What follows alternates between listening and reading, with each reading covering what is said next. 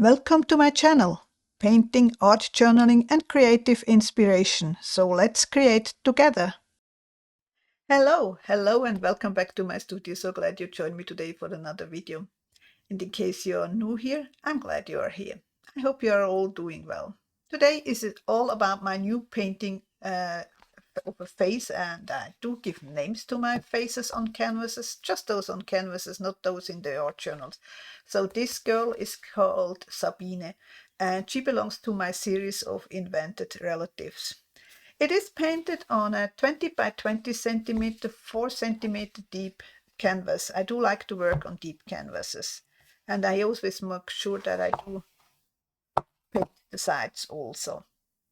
She's going to be with me in my next show in St. Gall, and the opening is on May 5th. If you're interested in those kind of things, then check out my webpage www.beagrob.com, where you can find on the events all the things I do, like the shows and exhibitions, like the fairs, or also like the classes I do. They will be there too. And yeah, it's going to be a voiceover, a time-lapse voiceover, because it takes a little bit longer to paint a face than just a little art journal page. I obviously do take more time for doing canvases than what I do in my art journals, because those are like practice things, So I do have a voiceover where I talk about the process, but I also want to talk a little bit why I believe it is still necessary to make art. So if that is something that interests you, stick around and watch till the end.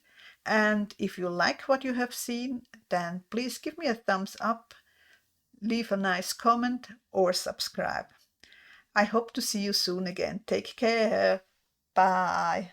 Okay, as usual, I did start with the background color. I use very often hot pink, not all the times, but very often. And I'm not especially careful to have a smooth surface, it is just the background. My next step is adding some gray color, which is, by the way, a mixture from all my leftover paints from other projects. I do get, every time I use this gray, a little bit of a different gray, which I kind of like it. I do get every time a slightly different grays because I add different reds and blues with every new project. You get the idea. Now, just because I do this stencil work here doesn't mean that you're going to see it in the end in my painting. It is just a way to start to ease into a painting. It doesn't have to stay there. Sometimes it does, sometimes it doesn't. Now, this specific painting is a little bit different than what I usually do. I do a lot of different backgrounds already. I'm not going to do a lot afterwards. It is not always that way. Sometimes I just splash on a background, do my focal point, and then work on the background even more. I'm not that consequent all the time. Sometimes I want to do it this way, sometimes I just want to do it differently. To sketch in the face, I do use an oil-based charcoal. I used one from Cretacolor, and they do have different hardnesses. I do use the extra soft mostly, or the soft. Now let's talk about why making art still matters. There's something I've been thinking about a lot lately. We live in a time where AI can generate an image in seconds, compose music, mimic any style. And it is impressive, I won't pretend otherwise. But it made me ask myself, why do I still pick up a brush? Why does it still matter? And the more I thought about it, the more I realized the answer is right here in the question. Humans are not efficient. We are not predictable. We get distracted. We make mistakes. We follow a feeling down a path that makes no logical sense. And sometimes that's exactly where the surprising things happen. The thing nobody planned for. The thing that didn't exist before. AI can only work with what already exists. It reaches into an enormous pool of everything humans have ever made, and it recombines it. Brilliantly sometimes. But it can never do something truly unexpected. Because unexpected means it came from nowhere. And that nowhere, that's the human part. That little detour, that happy accident, That moment where you don't know why you did it, but it felt right. That's ours. Your hands are in it. Your body knows something before your mind catches up. The pressure of a brush, the resistance of the paper, the moment you smear something with your thumb because you just needed that. There's an intelligence in that what lives entirely outside the digital world. You can't prompt your way to it. When you stand in front of a painting, a real one, made by real hands, you're not just seeing color and composition. You're feeling someone's aliveness, their searching, their imperfection.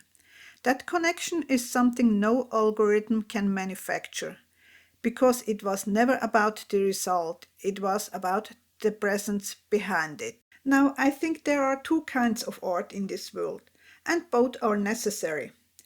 There's art that shakes you awake, that holds up a mirror to what's broken, what's unjust, what we rather look away from. That art is brave and important, and the whole world needs it. But that's not where I live. I don't want my paintings to disturb or accuse. I want someone to look at them and feel just for a moment that life holds something worth savoring. A little joy, a little delight, a little comfort.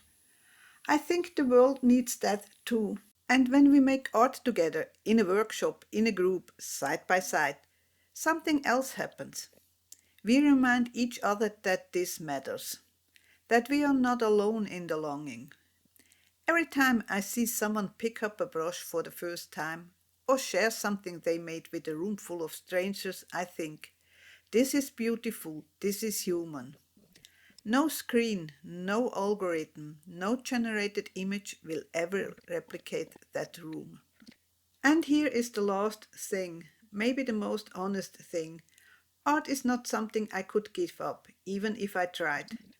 Because for me, it is not just expression, it's hope, it's proof every single time I make something that beauty still is possible, that I'm still here, that something new can come into the world through my hands that didn't exist before. In a time when so much feels automated, optimized, replicated, the act of making something by hand, imperfectly, from the inside out, feels almost like resistance. Not angry resistance, quiet resistance. That kind that says, I'm still here, I still feel things, and I'm going to make something out of that. That's why I make art. And maybe that's why you do art too. And on a final note, maybe the real question isn't whether AI can make art. Maybe the question is what happens if we stop making it ourselves. So I want to ask you, what would you make if you still let yourself make art? So that are my thoughts about art and AI. Now let's go for a moment back to the painting. I'm about to add the last details with paint, oil-based charcoal, but I also pull out the Neopastels to finish my paintings. But the real last step will be varnishing and adding the hanging wire. I do have a video where I show this process and you can find it in the end screen. I would love to hear your thoughts in the comments. Do you want more of these talks?